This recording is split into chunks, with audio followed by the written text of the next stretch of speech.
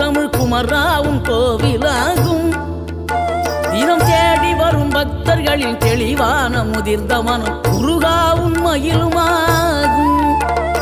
வேடனூறு கொண்டு பெருவேங்கை மரமாகி நின்ற வென்றீர் அணிந்த முருகன், நீ வாடுகின்ற உள்ளமதில் வற்றாது அருள் சேர்க்கும் வானோர்கள் போற்றும் தலைவன்.